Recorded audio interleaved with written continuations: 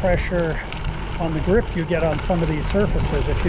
Even if you've got a nice big tire like this, if you were to put another 5 or 10 psi in it, boy, would you lose a lot of traction, a lot of control, and of course a lot of cushioning.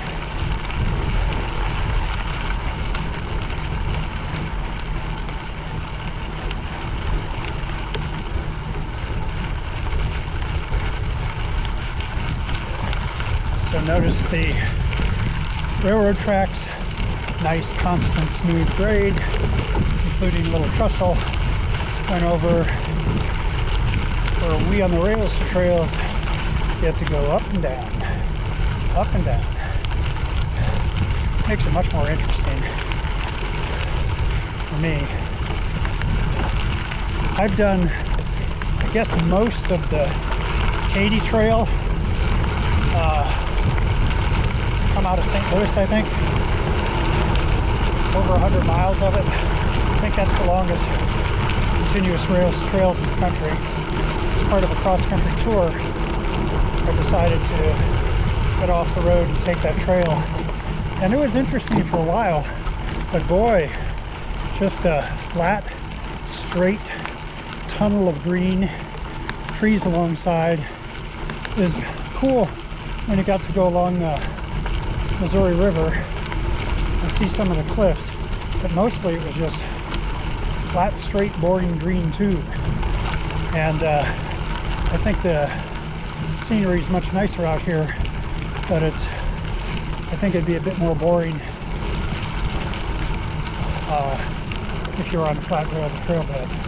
Now I could take a right here on Alta Vista Grande, and that would split me back up towards the house.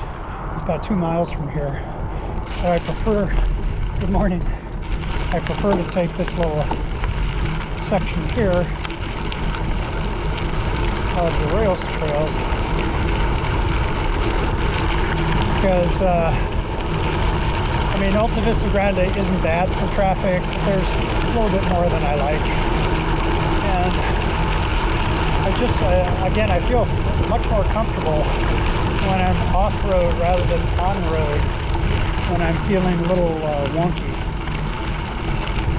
When I say wonky, I had a pretty serious pulmonary embolism about 10, 11 months ago, and they've got me on a number of medications, including blood thinners, and either the event that I had or the medication that I'm on now makes me a little dizzy sometimes, lose a little focus, maybe a little confusion from time to time.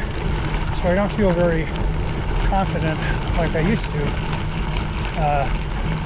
out riding the bike. I tend to need to cool my jets a little more. So more comfortable off-road than on-road. What a good dog. Good morning. Yeah, so I talk about my medical misadventures again for a minute.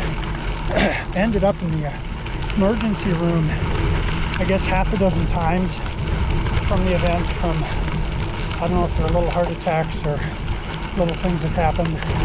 Once I was out riding my bike, and boy, I just got real wonky, real dizzy. I was close to home, and I thought I was turning the bike towards the house, but I turned it away from the house, and I woke up on the road, laying down. I guess I'd passed out, and the paramedics came by to check me out. It seemed okay by the time they got there. I ate a couple cuts of bars and drank some water and stuff, and I got them to drop me off at the house, even though they wanted to take me to the hospital. I didn't want to go. And later that day, I called up my family doctor and told him what happened. And he said, "You dick," he said, "get yourself to the hospital." Good morning. So I went to the hospital and ended up spending, half a day in the ER, and they just said, "Yeah, you passed out, you're okay now." I said, "Yeah, great, thanks." Oh, now this is, but I'm going to have to stop here. Sand. Oh. So Cindy fell down here, right in that little hole there. because of that sand. And it is a little deeper now, but I got these wider tires and I got low pressure, so I got a little bit of traction there, but I was slipping around.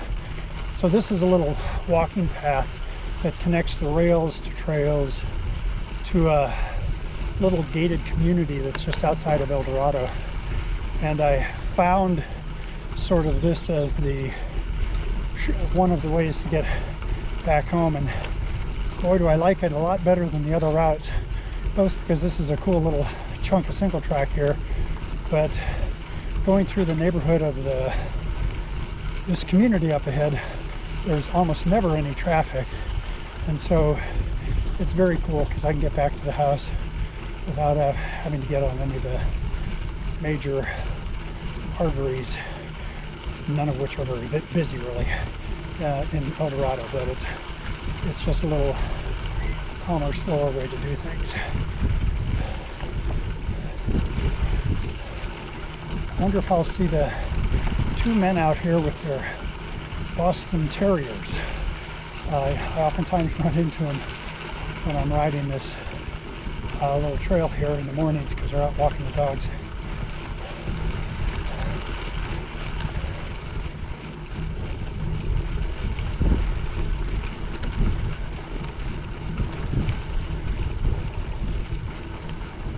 There's a number of trails that run along this big arroyo system here.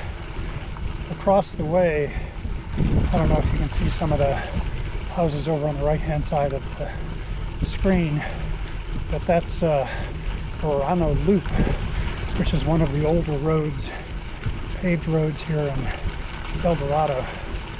So that's El Dorado on that side, and on this side it's the properties of this little gated community thing. I see the foxtail grasses have their seed pods up. We got those all over the yard and back home. I've let them grow long enough that I think the seeds have matured, so I can weed whack them down and hopefully reseed a little bit of the yard with them. It's a nice little native grass.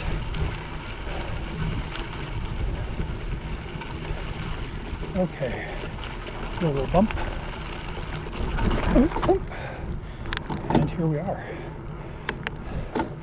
So the Estates is a private community. Oops. Every time I see somebody walking out here, they seem friendly enough. I think they realize this is a way that some bikers use to get on the rails trails that don't live in the community here.